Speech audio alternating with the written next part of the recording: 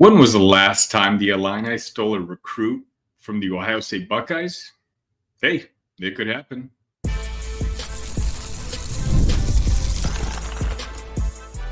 You are Locked On Illini, your daily podcast on the Illinois Fighting Illini. Part of the Locked On Podcast Network, your team every day. Welcome back to another episode of Locked On Illini. Thank you so much for making us your first listen every single day. Simple reminder, we are free and available wherever you get podcasts and on YouTube, part of the Locked On Podcast Network, your team every day.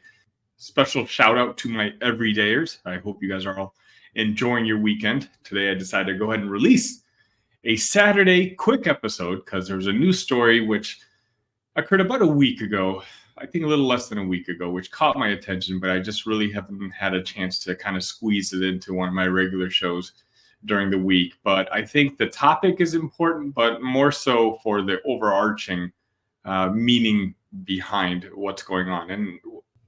But before I get to that, my name is Sunny Verma. You can find me at IlliniCast. You can find me at the Sunny V. And now, more importantly, you guys can find me on Facebook. You guys can find me on Instagram, whatever your favorite social media app is. You can find me there. I've already had a couple of people on Facebook message me finally. And, again, just telling me that they're fans of the show, which, trust me, means so incredibly much for a small channel like mine. But, again, for me, it's nice to be able to put faces to the people watching me on the other side. And it gives me more motivation to continue providing you guys with the daily, and that means every single day, content that I'm trying to do for Illini fans. So let's just get right to it. It was on August 18th on Twitter. We saw that Tarvis TJ Alford II, one of the top linebackers in the country, tweeted out a happy birthday being sung by the Illinois coaching football staff. And he basically said, "Thank you for wishing my mom a happy birthday. #family." Now, this obviously caught attention because, well, Alfred's been committed to the Buckeyes for a few months now. He's one of the top rated players in the country. In particular, to be exact, he's ranked as a number 72 player in the class of 2025 and the number 8 linebacker in the country and the number 11 player coming out of Florida. Now, what we know about Illinois recruiting, and first off, I want to give a shout out to the Writing Illini website. That's who I'm kind of basing the foundation of this episode to. They did a great job kind of putting all the details together, and it's really helped me make this video for you guys. The 2025 recruiting for the Illini obviously is not going too well right now. I believe you're ranked 66 in the country. And what really bothered me is within the past week, and I retweeted this on my social media, I was invited onto the Locked On Oregon Ducks channel by Spencer McLaughlin, who also is a host of Locked On College Football. You may have seen me on that show a couple of times as well. So the topic was Oregon playing against Illinois. And understandably, Spencer was very dismissive of Illinois' chances at winning that Oregon game. And don't get me wrong, if I had to rank all 12 games that Illinois was playing in order of difficulty or probability of winning, Oregon would come in dead last. That's just a game that we're not going to win. That's a game that we're going to get blown out at. But again, that's not the point. Other things that bothered me recently. Casual Big Ten. Kent, my good friend, who you can see on this show every Friday, released his projected standings for the end of the college football season. He had Illinois winning 2 games. Now, he's not alone. There's a couple people out there who I've seen projections come out who have Illinois finishing last in the Big Ten Conference. And if I'm going to be honest with you, I'm dumbfounded by that. And there's only one explanation that I can really kind of think of. There's zero doubt,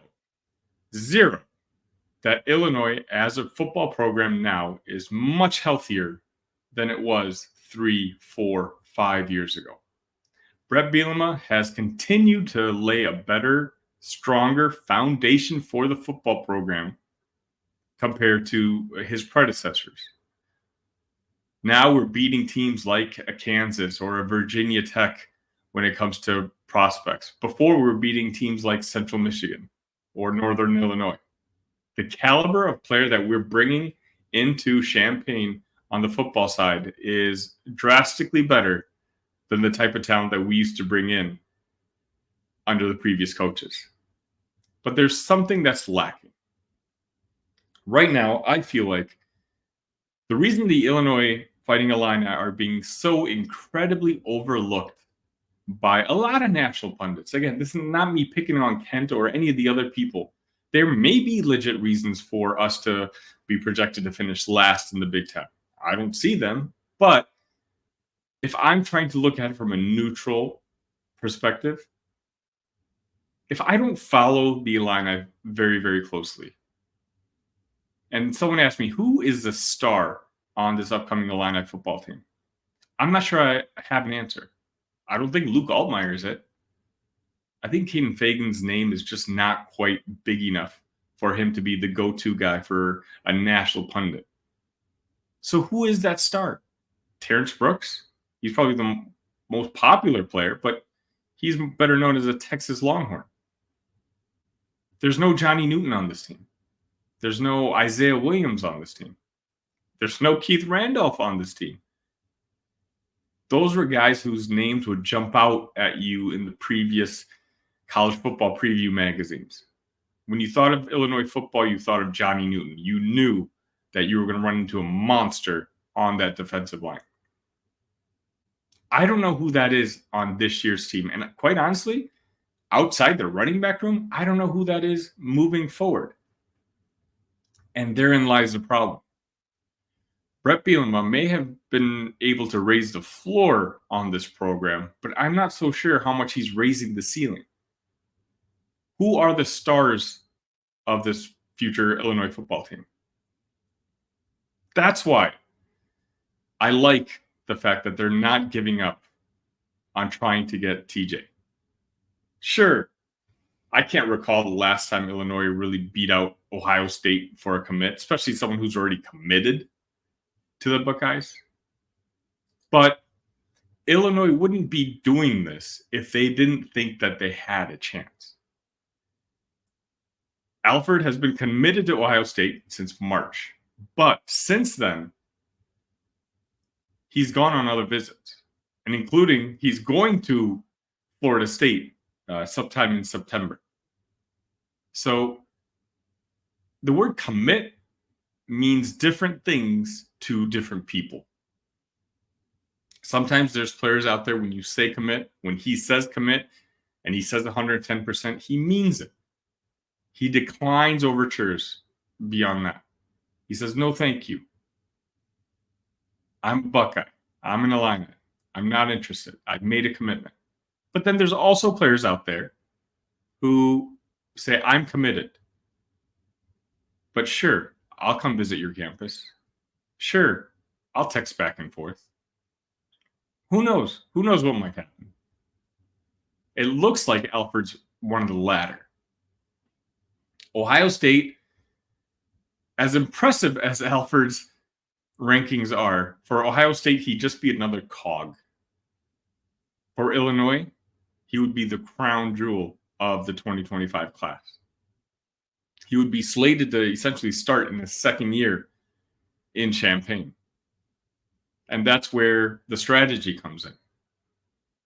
Brett and Aaron Henry and the defensive staff, the reason that we have, them singing happy birthday to his mom is to show just how important a player like Alford could be.